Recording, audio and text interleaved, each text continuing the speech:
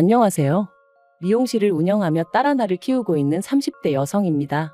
고등학생 때부터 진작에 미용 쪽으로 진로를 잡았으니 벌써 16년째 이 일을 하고 있고요. 사실 처음에 미용을 하겠다고 부모님한테 말씀드렸을 때 두 분 다 얼마나 반대를 하셨는지 몰라요. 제가 고등학교에 갈 때만 하더라도 인문계 고등학교가 아니라 여상이나 미용고를 가면 날라리라고 생각하는 사람들이 많았거든요. 저희 부모님도 막연히 그런 편견을 가지고 계셨던 거죠. 그런데 비교적 성적도 괜찮았던 제가 난데없이 미용고를 가겠다 하니 어머니는 울고불고 저를 잡으시고 아버지는 처음 회초리까지 드셨다니까요.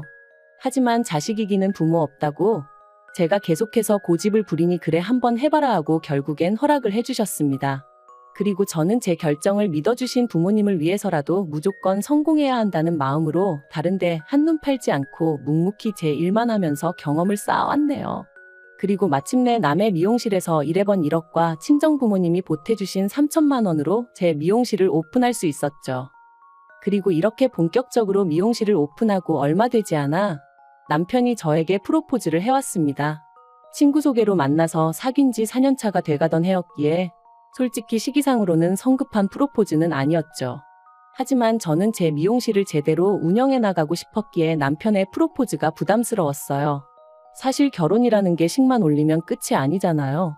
남편은 아이도 둘은 낳고 싶다며 연애 때부터 노래를 해댔으니 분명 결혼하자마자 아이를 원할 게 뻔했는데 아이를 낳게 되면 산후조리도 해야지.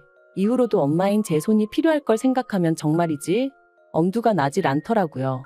그래서 남편에게 미용실이 자리를 잡을 때까지만 기다려달라고 했어요. 제 생각엔 2년에서 3년이면 충분할 것 같았거든요. 하지만 남편은 계속해서 결혼도 출산도 다 때가 있는 거라며 저처럼 생각하면 아무것도 못한다며 저를 설득하려 들대요. 그뿐만이 아니었습니다. 심지어 언젠가는 혹시 사랑이 식은 거냐 해가며 제 앞에서 눈물을 보인 적도 있어요. 그러니 더는 그런 남편을 밀어낼 수가 없었고 그렇게 부부의 연을 맺게 되었죠. 처음 몇 달간의 신혼생활은 정말 꿈만 같았어요. 비록 남편은 회사 일로 저는 미용실로 바쁜 하루하루를 보내긴 했지만 그래도 한 공간에서 같이 생활을 해나간다는 게 즐겁고 행복했거든요. 그리고 결혼한 지 1년 만에 조심한다고 했는데도 결국 임신을 했습니다. 사실 이렇게 이야기하면 어떻게 들릴지 모르겠지만 저는 아이를 원하기도 했고 동시에 원하지 않기도 했어요. 무슨 말이냐 하면 남편과의 결혼 생활이 만족스러웠으니 아이까지 있으면 얼마나 더 행복할까 싶으면서도 동시에 미용실을 생각하면 지금 아이를 갖는 건 타이밍이 좋지 않다 그런 고민을 했던 거지요. 하지만 임신이라는 게 제가 원하는 대로 되는 건 아니잖아요. 결국 12월 크리스마스를 앞두고 저는 제 임신 사실을 알게 되었고 그때는 언제 내가 고민을 했었나 싶을 정도로 감격스러울 뿐이었습니다. 그런데 제 임신 소식을 듣고 무척이나 기뻐하시던 친정부모님과 달리 시부모님 특히 어머님의 반응은 냉랭하기 짝이 없었습니다. 제가 무슨 말을 한 것도 아닌데 일 핑계로 당신한테 아이를 맡길 생각이라면 꿈도 꾸지 말라는 식으로 말씀을 하셨으니까요. 그리고 저는 그럴 생각이 정말 요만큼도 없었기 때문에 그런 어머님의 말씀이 서운하기보다는 어이가 없을 뿐이었지요. 사실 어머님과 저는 시작부터 사이가 좋지가 않았어요. 어머님께선 상견례 자리에서 저와 저희 친정부모님한테 대놓고 무려 4년제씩이나 졸업한 내 아들이 프로포즈를 했는데 그걸 제가 거절했다는 이야기를 듣고 기도 안 차대요. 하고는 불평을 하셨고 그런 이야기를 듣고 화가 나신 저희 친정어머니께서 정말 속상하셨겠어요. 저희도 그쪽 아드님이 결혼 좀 해달라고 저희 딸 앞에서 울었다는 이야기를 듣고는 얼마나 당혹스러웠는지 몰라요. 하시며 한 방 먹이셨거든요. 정말이지 그때를 생각하면 지금도 가시방석에 앉은 듯 마음이 불편해진다니까요. 그리고 어머님께선 이후로 저희 친정어머니가 당신 앞에서 거들먹거렸느니 어쩌니 하시며 번번이 싫은 소리를 하셨으니 아무리 제가 힘없는 며느리의 입장이었다지만 그런 이야기를 듣고 가만히 있을 수가 있었겠어요. 결국 참다 못한 제가 어머님께 어머님도 누가 어머님 앞에서 어머님 아들 흠잡으면 싫으시잖아요. 저희 친정어머니도 그래서 그러셨던 거니 이해 좀 해주세요. 하고 한마디 했습니다.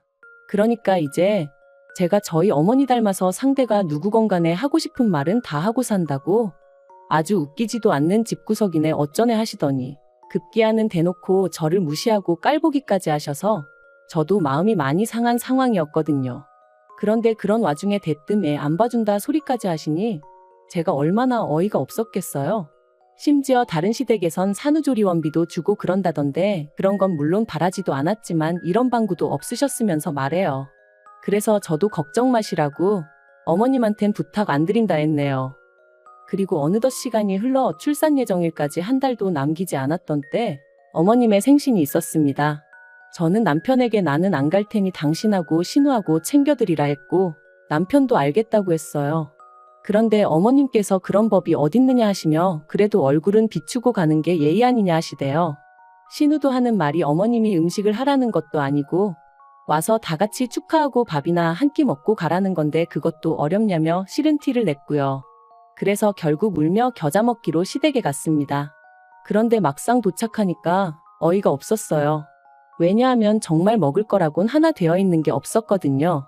혹시나 싶어 그나마 제가 그 와중에 갈비를 좀 재워갔으니 망정이지 어떻게 미역국 하나 준비가 안 되어 있느냔 말이죠.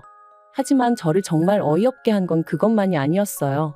결국 제가 준비해간 갈비에 냉장고에 있던 밑반찬 몇 가지를 꺼내 식사를 시작하고 이런저런 대화가 오가던 때였습니다. 대뜸 어머님이 저더러 산후조리는 어떻게 할 거냐고 물으시대요. 그래서 제가 산후조리원에 가서 해야죠 하고 대답했어요. 요즘 산후조리원 안 가는 사람이 없고 어머님도 신우가 첫째 낳을 때 다녀왔으니 아실 텐데 왜 이런 질문을 하시나 싶었고요. 그런데 어머님께서 저더러 산후조리원에 간다고 100% 몸이 회복돼서 나오는 것도 아닌데 돈 아깝다며 그런 건 원래 친정어머니가 해주는 거라고 친정에 가서 몸조리를 하는 건 어떻겠냐대요. 그래서 제가 신우도 여기 와서 산후조리 했냐고 물었습니다. 어머님 당황하시라고 그런 질문을 했다기보단 어머님이 하시는 말씀하고 행동이 따로 노니까 약간 짜증이 나서 반항심에 여쭤본 거였죠. 그리고 그런 제 질문에 어머님은 그때야 뭘 몰라서 보내신 거고 보내보니까 가도 별거 없구나 싶어서 저한테 가지 말라고 하는 거라나요? 그런 어머님의 대답에 신경질도 나고 그래서 저도 어머님 떨어 그럼 뭐 다른 사람들은 다 바보라서 그 비싼 돈을 주고 산후조리원을 가겠냐고 받아쳤습니다. 다들 뭐가 달라도 다르니까 비싸도 2주고 3주고 가 있는 거 아니겠냐고요. 그리고는 그 말을 하지 말았어야 했는데 홧김에 그만 친정어머니가 산후조리에 쓰라고 2천만 원을 주셨단 이야기를 해버렸어요.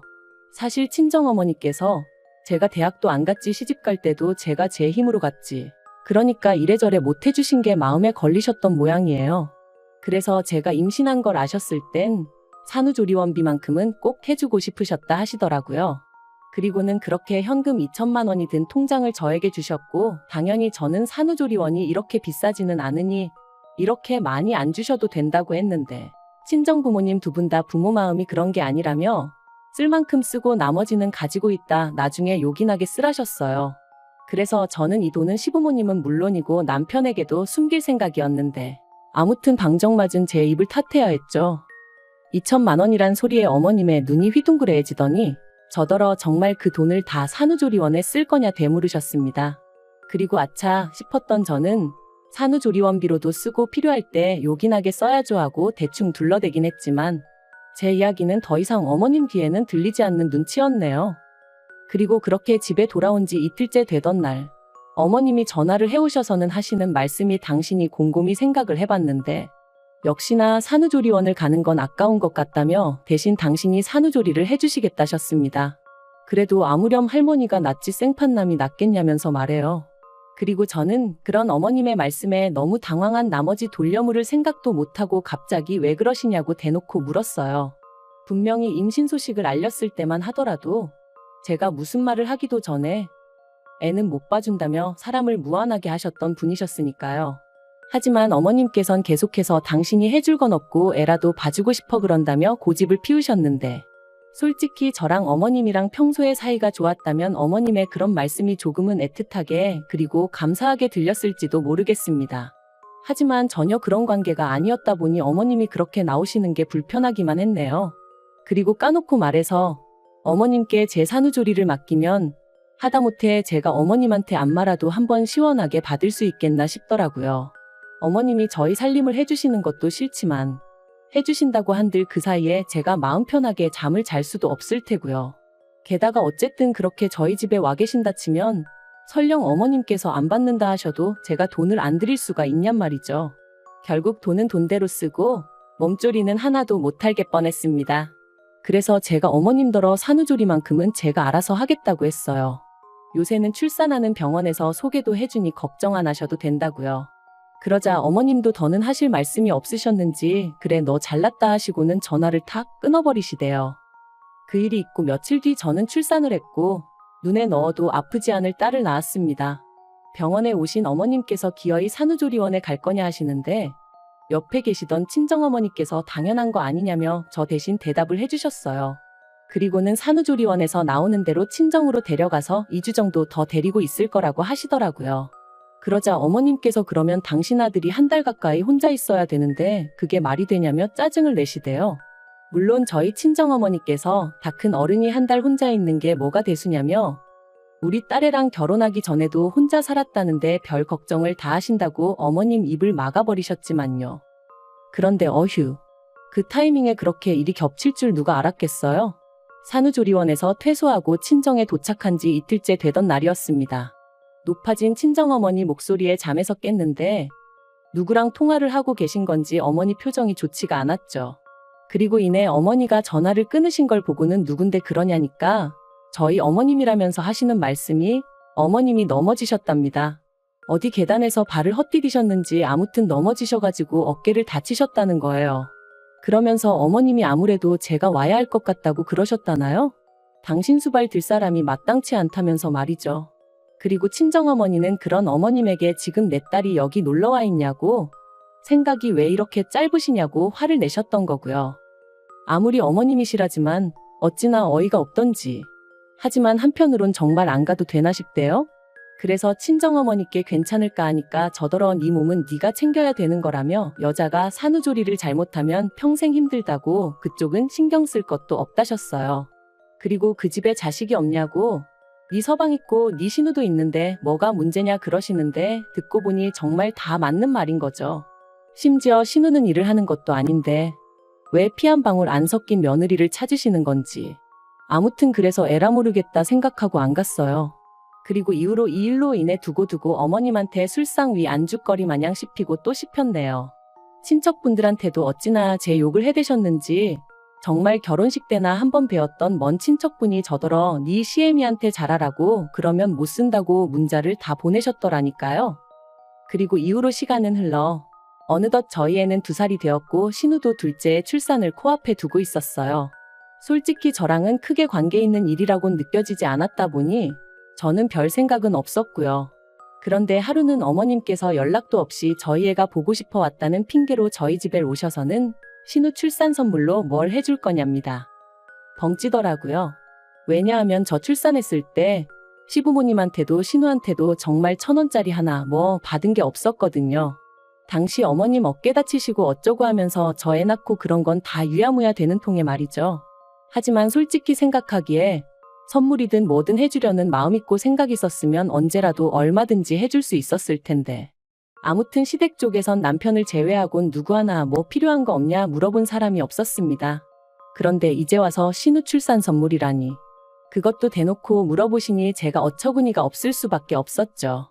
그래서 그럴 여유도 없고 저도 받은 게 없다고 솔직히 말씀드렸습니다.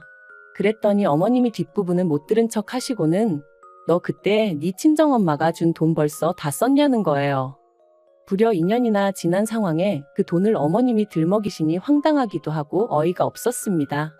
그래서 그게 왜 궁금하시냐? 신우 출산하고는 상관없는 돈이라고 딱 잘라 선을 그었어요. 참고로 이 무렵에는 저도 어느 정도는 뻔뻔해졌다고 해야 할지 어머님이 터무니없는 말씀을 하실 때는 딱 거절할 수 있는 정도는 되었었네요. 아무튼 제가 그렇게 나가니 어머님이 저더러 너 참 인정머리 없다 하시고는 네 신우도 산후조리원에 가야 할 거 아니냐 그러셨습니다. 그런데 심해부가 실직하고 벌이도 없고 그쪽 시댁도 형편이 어렵다 하니 어쩌겠냐고 우리가 좀 도와줘야지 하시는데 그래서 어머님께 저 임신했을 때는 산후조리원 돈 아깝다며 산후조리원 가기 직전까지 사람을 못 가게 막으시더니 왜 지금은 또 이렇게 산후조리원에 목을 매시냐 했어요. 그리고는 아무튼 저는 신우 산후조리원비 대줄 능력도 없고 그럴 생각도 없으니 그런 말씀 하지 마시라 했죠. 그랬더니 미용실에 요새 손님도 바글바글하다면서 어쩌면 이렇게 매정하냐 하시며 급기야 화를 내시는 거예요. 그리고는 잔소리 말고 다음 주까지 일단 1,000만 원 만들어 오라고. 그러면 그걸로 제가 그동안 어머님한테 제대로 못 해드린 거 없던 일로 해주시겠다대요. 그리고 이 일로 저와 남편은 결국 부부싸움까지 하게 되었습니다. 어머님이 댁으로 돌아가신 이후로 분을 삭힐 수 없던 제가 남편에게 연락을 했거든요. 어머님이 신우 산후조리원비를 나더러 내놓으라는데 이게 말이 되냐며 당신이 어머님한테 얘기 좀 하라고 제가 막 하소연을 했죠. 그런데 수화기 너머로 남편이 보인 반응은 어째 뜨뜻미지근하더니 퇴근하고 와서는 저를 붙들고 하는 말이 가관이었습니다. 저더러 이제 애엄마도 되었고 하니 좀 느긋하고 인자한 마음을 가지라며 그 돈 다 손에 쥐고 뭐 할 거냐고. 그러지 말고 이참에 좀 베풀면 좋잖아. 그러는 거예요. 그러면서 결혼할 때 자기 집에서 크게 뭐 해오라고 요구한 것도 없고 그때 제가 어머님 병간호 나몰라라 할 때도 신우가 저 대신 어머님 병수발을 들었으니 좋게 좋게 넘어갈 수 있었던 거고 게다가 미용실 때문에 명절에 다른 사람들은 2박 3일 일할 거 저는 1박 2일만 하지 않았냐면서 그게 다 어머님이랑 신우가 그래도 한 가족이라고 제 허물을 덮어줬으니 가능했던 거라나요? 그리고는 원래 가족은 그렇게 돕고 사는 거네 어쩌네 하는데 정말이지 뒷목 잡고 쓰러질 것 같더라니까요. 그래서 제가 말은 똑바로 하라고 결혼할 때 당신은 뭐 얼마나 대단한 걸 해왔냐? 딸이 지 엄마 병간호하는 것도 며느리가 감사할 일이냐? 명절에 시댁에서 1박 2일 붙들려 있었고 친정엔 반나절밖에 못 있었는데 그게 무슨 개소리냐 하고는 저도 지지 않고 받아쳤습니다. 그리고는 남편은 개소리에 꽂혀가지고는 남편이 말하는데 개소리라니 말이 심하다며 그걸로 또 난리. 진짜 제가 다 적을 수가 없어서 그렇지 개싸움도 그런 개싸움이 없었다니까요. 그리고 결국 이 일은 부부싸움에서 그치지 않고 양가 부모님들의 싸움으로 번져버렸습니다. 남편이 촉새마냥 저랑 싸운 걸 어머님한테 말씀드렸고 어머님은 이게 다 제가 가정교육을 못 받고 대학을 안 나와 그런 거라며 저희 친정어머니한테 연락을 하셨으니까요. 그리고 그 사실을 알게 된 저는 평소에 저희 친정부모님을 얼마나 우습게 생각했으면 번번이 다이렉트로 연락을 하시냐고 어머님에게 소리를 질렀습니다. 그리고는 친정부모님더러 이혼 생각하고 있으니까 혹시나 딸 가진 죄인이니 뭐니 그런 생각은 하지 마시고 하고 싶은 말씀이 있으시면 다 하시라고 그랬네요. 물론 제가 그런다고 다 하실 분들은 아니셨지만요. 아무튼 그렇게 양쪽 어른들까지 감정이 상해버리고 나니 상황 자체가 완전히 수습불가로 돌아서 버렸어요. 그래서 당시에는 이혼도 오히려 수월하게 할 수 있었고요. 그런데 이혼하고 완전히 남남이 된 지 반년쯤 되었을까? 1년에 4번 아이를 보여주기로 되어 있었기에 어쩔 수 없이 남편과 마주하게 되었는데 남편이 묻지도 않았는데 자기 집 이야기를 주절주절 떠들어대더군요.